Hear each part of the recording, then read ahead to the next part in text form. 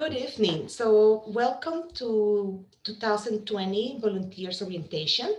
My name is Evelyn Diagostino, and today we're just going to go over of what it means to be a volunteer. What are we looking for next year, and especially during this time that we are facing a lot of challenge.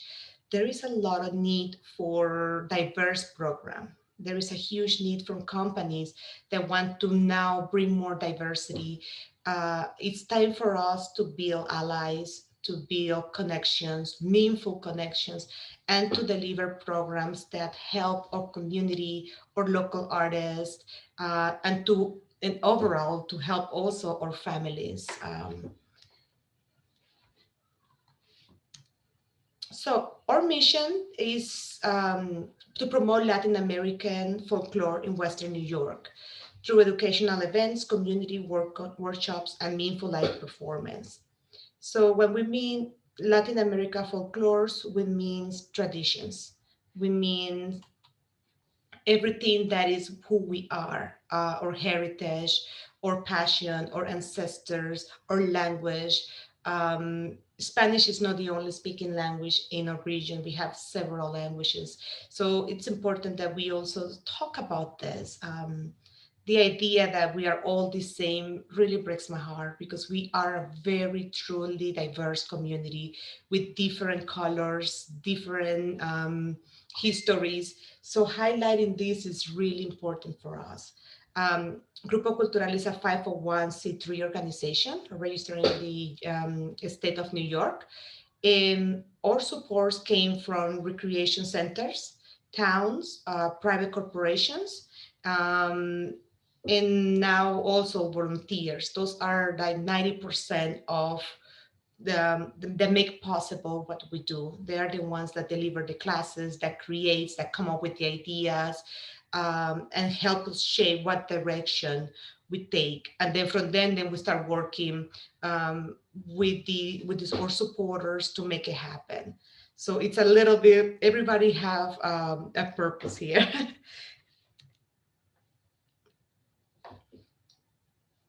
Our vision is for 2021 and for 2022. And then later I'm going to say why I'm talking about 2 years. It might sound crazy, but once we get into a little bit more, it will make some sense. But our vision is to elevate in Latin America cultural heritage by inspiring generations. And inspired generation means all the little ones that they're here and they doesn't know about us. Any new generation should know about our cultural heritage. This is very important. We need to elevate the voices, the artists, the histories, and especially with the youth. Right now, they if you have something so valuable, the right thing is to pass to the new generation. So how we do that? We organize community activities such as dance performance, workshops. We include professionals and skill facilitator. So our dance teachers, they are dance teachers. They don't learn in YouTube. They went to school for that. Carla teaches that Mexican dances, and she was a dance teacher in Mexico. And Shirley was a dance and theater teacher. And for a bilingual program, Henry, he owns a children library. He was a school teacher for many years. And Julio, that is supporting our musician program, he is a percussionist from Eastman School of Music. And for the visual artists, we're working with Jennifer Jones. She is a visual artist teacher. So the professionals that we engage to deliver these visions, they are qualified. And it is a really good network, a really good connection. So we provide a platform of discussion. So something that is important is also the humanity component. Talk about issues, talk about diversity, and create and maintain children's, youth, and senior program. So we are multi-generation. That's very important to us that all the family is included in this. And then encourage our allies is the cross-cultural collaboration that supports and promote the unity between us and one another. So our values, we have our fundamental values is family, number one, unity, education, leadership, collaboration, respect, universality, and culture. And we capitalize culture because that's most our own most important value, celebrating who we are. Our history, um, our organization started in 2011 with a group of different families. They are from Brazil, Colombia, Panama, Ecuador, Puerto Rico, Dominican Republic. It's different families for different countries. And then they actually wants to do something about creating a group that represent everybody in the region, a group that everybody can celebrate who they are. I mean, there's a lot of locals organization, a lot of local groups, but we try to create an opportunity for any nationality that wants to share their culture. We kind of like work as a bridge to connect them to society, to community, to schools, and highlight that. Um, the community outreach is very important for us. So we have done programming in cultural recreation centers. We did it in Avenue D for 4 years in collaboration with Project Hope. And then we also did it in Gann Center for another 3 years in collaboration with the city of Rochester. So we do like our community outreach. For us to have presence in the city is really important. This year we lost the programming that we have in the city. Our lead volunteer, lead teacher, she moved to a different town, and it really bothers me that we don't have something strong to bring to the kids in the city. So that's in our things to do in our parking spot on how we're going to fund this, how we're going to find an artist that wants to teach in the city, or what programs can we do for them and where. So that's one of these very important tasks that we have, to think about that, who we need to hire, who can be able to deliver, somebody who have the credentials to do this. And that's how we work with our network or volunteers. They bring the ideas, okay, this is how we should do it, this is where I know somebody, and kind of like that's how we get it delivered. And then in 2019, we start now moving to bigger stage. We work from 1 year in one particular project, and then we put together different pieces through the month. We finalize that in a final showcase. So all the costumes that you see over there in the picture from 2019, we coordinate those. Some of those are made by us. We do different workshops to create the pieces. It takes months to put a show, a 90-minute show.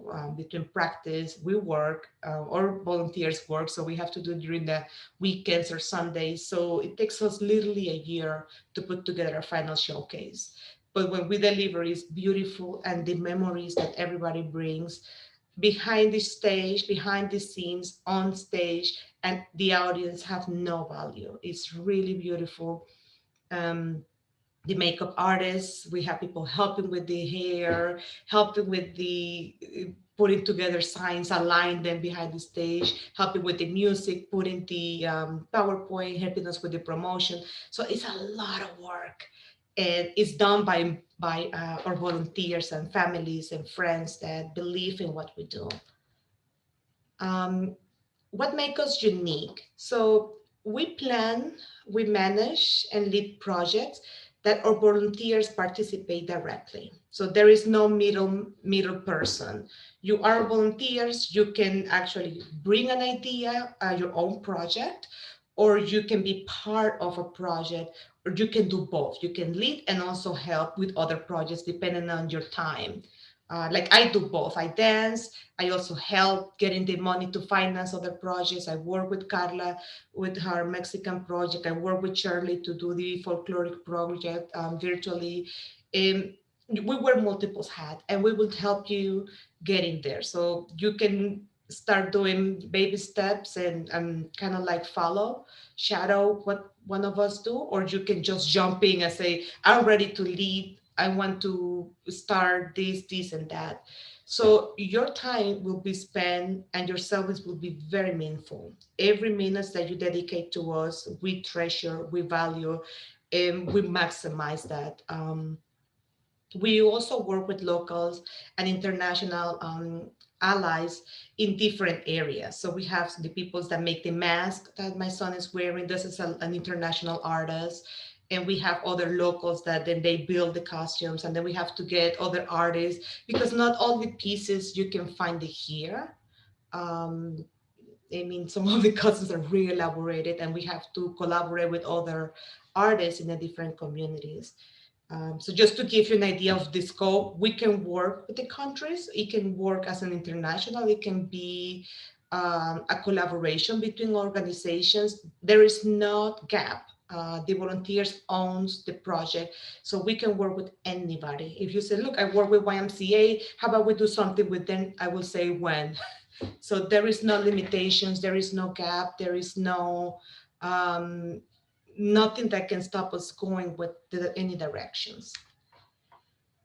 Um, so we need the support of volunteers. I said at the beginning of the meeting that everything we do, as far as we go, depends on how many volunteers we have on board. And together we help each other. We support volunteers initiative. We train our volunteers to give back to our community network. We also start announcing recruitment of volunteers at a corporate level and with different communities. And that connectivity and that conversations is really important to advance diversity, to advance our artists, to help to have more inclusiveness in this field in our community. There is a really lack of diversity in our community. Rochester doesn't have a strong visual artists that are Latinx. We don't have that many dance organizations. We don't have many theatrical representations. You can count with one finger. Okay, we have one Latino or two Latino theaters, and that's not right. It doesn't supposed to be like that. We're supposed to have five, six, seven every year, every month, something that is going on. We don't have that. So we do need to grow the network or train new volunteers to build those skills. Maybe they want to study dancing and they don't have the funds. Okay, how can we fund them? How can we make them grow? And those are important things that our volunteers are really part of. Those conversations. How can we get this done? One person cannot do everything. We need to build a team of leaders and coordinators. When we say we teach our volunteers to give back, we're working right now with the community foundation to get a grant to get a new skills. Right now, with everything happening in 2020, the necessity was to move material, live material virtually, or live streamings, or videos, or YouTube channels, or have more archive that we can use to educate while people are home. We're going to put a lot of efforts in 2021 in that one. We're going to train volunteers in skills like Adobe, Acrobat, making videos, editing, social media. So we'll start partnering with organizations that can teach our volunteers to do that. Of course, we have to buy the license for Adobe. There's not for free, nothing is for free. So we're looking now in a grant to be able to train and hire the experts that will help our volunteers, not only for GCLR, but they can help anybody, any organization, any cultural in grow. So the limitations is not, there's none. The skills that you will gain by learning all these new skills are like lifetime skills, and you can use it if you in your own organization. So it's really good to know how to do all this graphic. I'm really bad at that, but with the help with the right person or the right connections, um, we learn. I mean, we're humans. We have the capacity of keep growing, and that's really good. Um, so we would like to build early this year or multi-calendar programs. There, as I said at the beginning, there are needs. Museums, this is the National Museum of Plays. They are in need to bring more diversity, and not everything has to be dance. In this one, we were showcasing dresses, and it was a big interest. They like to see what our dresses look like, and we have videos showing some dances.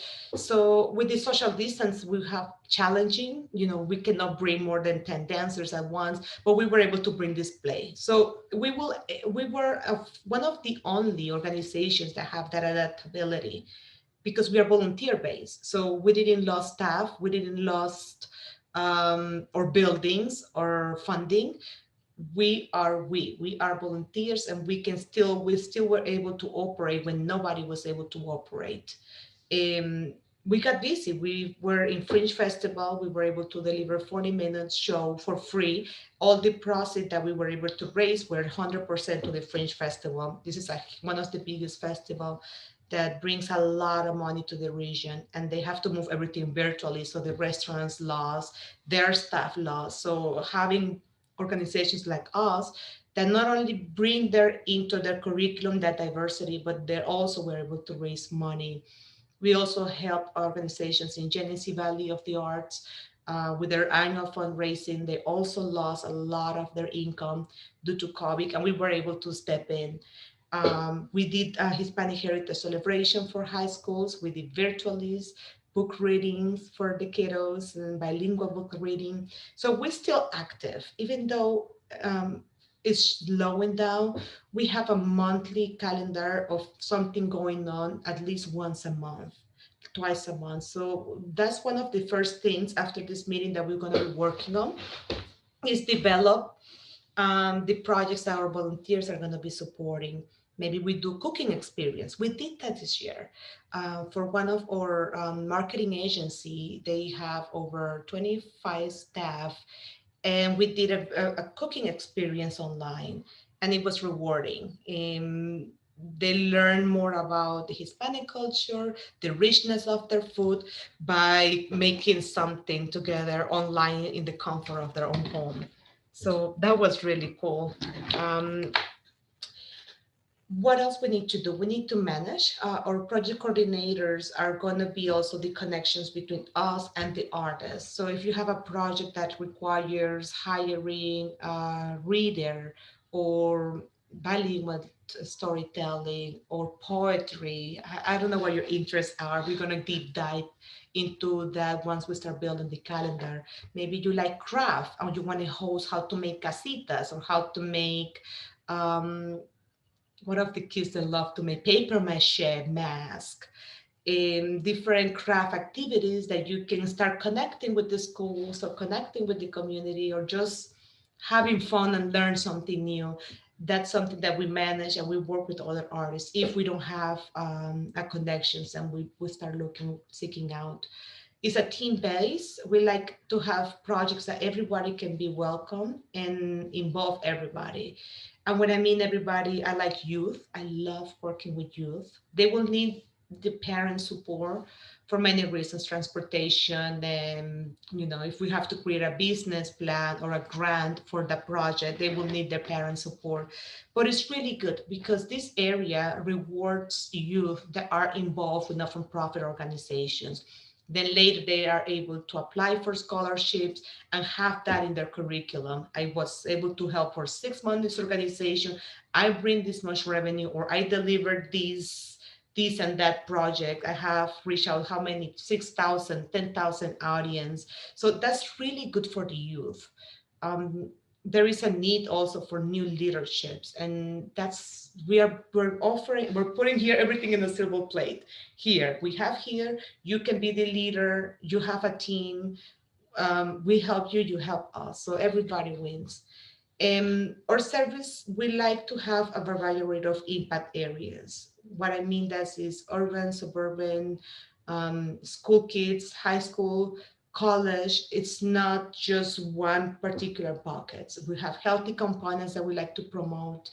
That is will be important to have them now that everybody's in home. So our service goes as far as our volunteer wants our service to go.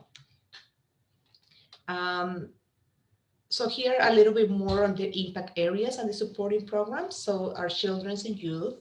bilinguals. We have the healthy components, new skill learning. So maybe you didn't like to do makeup, but then you can learn how to do some artistic stage makeup, dramatic, building costumes. You can learn so many things. So those are good skills. And maybe you decided to go into the art fields as a career. You never know. So those, it's good to have those in your background just for fun when you're at home quarantine. It's good to learn something, to make something good, and you can get some money in Etsy. Maybe you learn how to make some of those head pieces and sell it out. They sell really well. So then the humanity contents, the what connect us, what bring us together, the dance, music. We are also looking to do games, art and crafts course. So those are some of the supporting programs that we're looking to bring this year, 2021, 2022.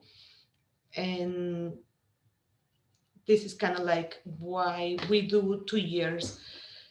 If the program is too big and it's ambitious, we have to rely on grants. And grants take up to 6 months to get approved.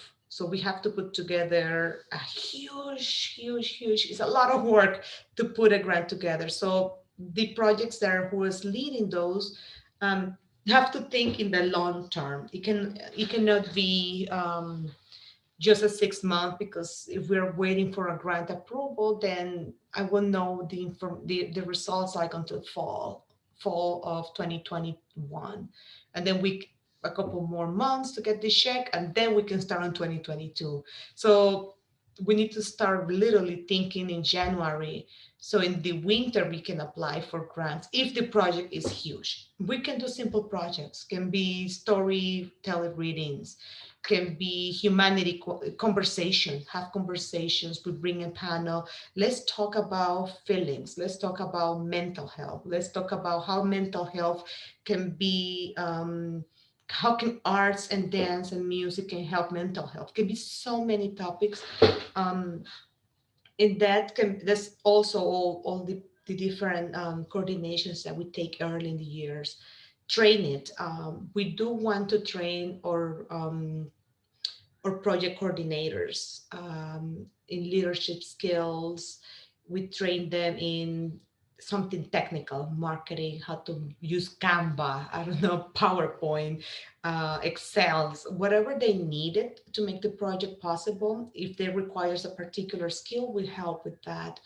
And then the commitments, each project coordinator are committed to their project for a minimum of 6 months, and those are the one coordinating. Now we have the voluntary service, that those are the ones that they are helping the coordinator to make it happen. What projects we have going on right now? We have Carnival Project. It's a showcase that celebrates all the carnival tradition in the region. It was postponed from this September and we move for September next year. So that's an ongoing project. We have a team right now making costumes, taking classes online. The percussionists are meeting once no, weekly on Zoom, and then together once a month. With the new restriction this week, oh my gosh, I don't know if that's going to happen. I feel we are regressing with that, but it is what it is, right?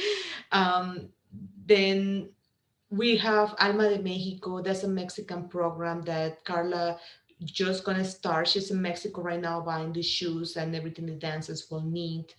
Um, that is all about Mexican culture. She's looking for dancers. She's looking for helpers. But she's not limiting just to dance. She want to have the games. She start building her channel with different stories about Mexico culture. We have Shirley also. We are competing in a grant. If this grant is awarded, we're going to be able to teach folkloric dances on Zoom for this year. And those are more for the healthy. We want weekly exercise routines that are combined with folkloric dances. You know, they have those big skirts that you can use as a part of the exercise. And if the quarantines opens or reopens and we are able to get back together, then she can start teaching that team. So that's an ongoing project. We already submit the application. We're just in pending. It's being reviewed. Another project that we're looking to do early next year is the festival. So we are contacting, we applied for a grant that is called It's Time to Dance. And the idea of the show is to bring like 20 different dance organizations or leaders together in the same stage in different dates and help them promoting their organization. They have been, or the dance industry has been one of the most affected with all the lockdowns, and we're trying to find a way that we can bring some connectivity, bring some marketing, bring some visibility on what other organizations are doing.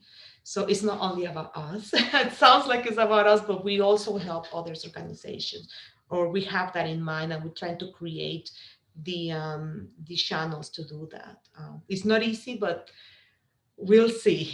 So those are the projects that we are just pending on approval for grants, and then the ones that we're going to be working together. Um, Before a project, um, right now I'm telling you a lot of information. This PowerPoint is going to be available for you to review after, and then this video is also going to be in a YouTube channel. um, Before a project, how can we make this possible, right? There is two ways. You can select multiple projects that fits what you like to do.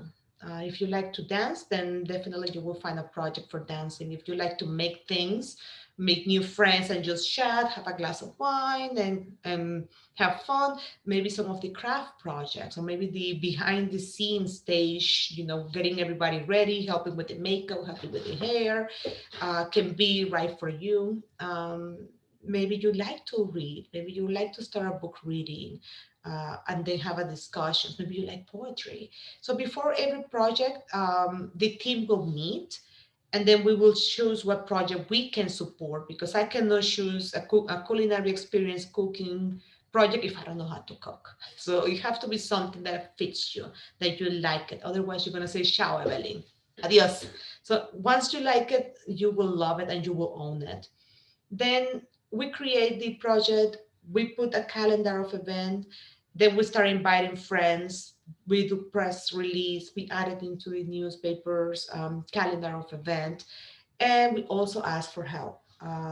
We have committed volunteers. They're not in this meeting, but we have a team of at least 30 volunteers that are committed. So every time we have a particular project, it's all developed. We just have to pick up the phone call and call them, and they're there to help. So that's kind of like a good backup that we have. Um, Now they don't want to lead the projects, but they like to support the project. So we have both. And those are the project coordinators, which were like highly needed the most. They will welcome and they introduce you to the other volunteers, and they kind of like own that particular project. We have volunteer service, so it's the project coordinators explain the projects, and then they assist you with the different tasks. And it's really not difficult. We do one day face painting for Dia los Muertos. I mean, it sounds difficult, but you just go, you bring colors, and you paint faces of kids, or you talk about it, you put a PowerPoint together, or a live streaming, and you just walk what Dia de los Muertos is, or any other festivity. The day of the Tres Reyes is after the little Christmas for Puerto Rico, and it can be little projects. It doesn't have to be too crazy, but they're meaningful, and that's what matters. Project coordinators act as the face of our charity to the community, so we trying to have somebody that are committed, because they are who we are. So when we have a project, it's not Evelyn's project, it's our project. It's you are the face of organization. We work as a team. And then after the project, we look for um, and I haven't done this really well, because normally we have everybody running after the project, everybody disappears, and I haven't never had the time to reflect on a project after. How, and that's something that I encourage to do. Reflect on your experience, and you can consider what you have done for the community, how you made a difference in our community. For me, for example, it took a pandemic so we can realize how important we are, how many things we do. When we were able to see what other organizations with full staff are doing, and like, I'm delivering more. We are doing more for our community for nothing, for less, for just the love of our volunteers. And that's so powerful. So that's something that I should ask or volunteer more so they can reflect more. So they think that they just go and put some makeup on kids and that's it. They're making a huge difference into the community, into the self-esteem of those, into the vitality of the regions. I saw some of my pictures of our projects in like other and like in promoting the region. I'm like, whoa, I never got a penny, but that's awesome. We're bringing color, we're bringing beautiful costumes. That's great. So feedback, yes. That's something that we would like to start doing more. How our volunteers feel the experience. They can share the pain. They like it, they don't like it. How can we get better? And that's like the only way that we can grow, by knowing what we're not doing right. Then we can fix it, and then we can do it better next time.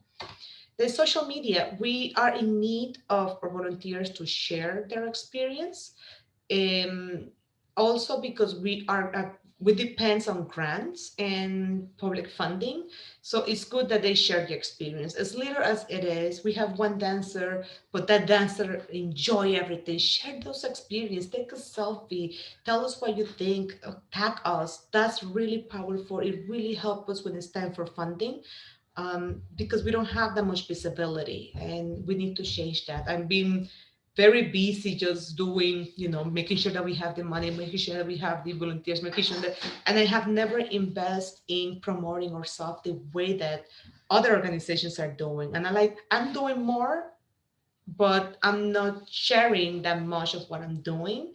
And that's not helping me grow. And that's why we've been invisible for so many years. And we're going to change that this year. We're no longer going to be invisible and shy and little. We are going to grow. And meaningful projects. Meaningful projects that can bring new ones or just support the ones that we already have existed. So we have already a few, I think I mentioned like 5 projects that we already have aligned for next year. So maybe you don't have to create something, maybe you can just be part of what we already have. Um, how can you get listed now in projects? Once we meet with the volunteers, we create the projects. I think the easiest thing is to list it in a Google page. So anybody can just go fill out, and then that way we know how many volunteers we have for that particular, for the desired project. And this is kind of like how we're going to market this. How you sign up for a project. You log in, you find the event that you like, you want to participate, and then just go there and fill the information out. I thought I'm in Sign Up Genius. I'm not sure about that. I'm still like thinking between Google and Sign Up Genius. I think I like Sign Up Genius more. But I'm still undecided. I have until December to make up my mind. So maybe you have a suggestion where we can brainstorm together. It's something that I tell all our volunteers, please do not sign if you're not committing in attending the project. Maybe you have the best intention, but your life is just too much going on. Um, I just like to remind everybody, when you are signing up for a project, you're filling a spot. So maybe you are the person responsible for the camera, or maybe you're the person responsible to keep the kids in one place so they don't run to the stage, or you're the person responsible to collect the tickets at the entrance, or you're the person responsible to announce or to open the door of the theater. So every little role is a big role for us because we are very little and we are relying on you. And when I have a person, okay, I already have the person for the door, I have the person for the camera, and when they don't come, it's a huge problem for me. That means that I have to do, and I can only be in 2 places at the same time. And the show must go on. So the show is gonna go. with or without it. It's just creates such a headache for me. And then, oh, I'm thinking, I fall asleep. And I'm like, because it's so many people involved, and everybody works so hard. So we always tell them, please, we really place a high value in our volunteers, really high value. And we also, the only thing we ask is just a high level of integrity. If you cannot make it, you cannot make it. I mean, I have two kids. I know how it is. I know the crazy. I have a full-time job too. And then we have Jiggler. So I understand. And life gets crazy. We are really understanding on that. Um, there must be some cases that you start a project and you have to remove yourself.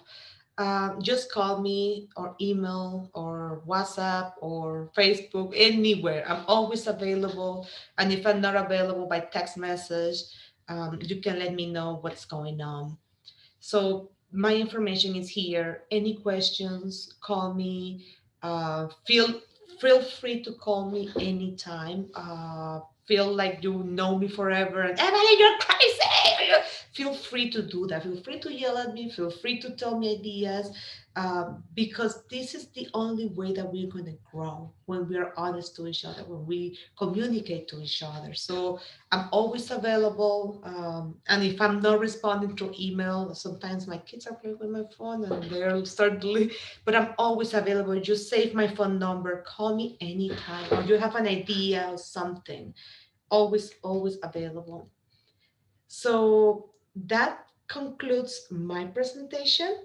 I'm gonna stop sharing and I'm gonna stop the recording right now. So thank you for those that are watching us on YouTube. I appreciate your time and have a nice rest of the day, whatever day is.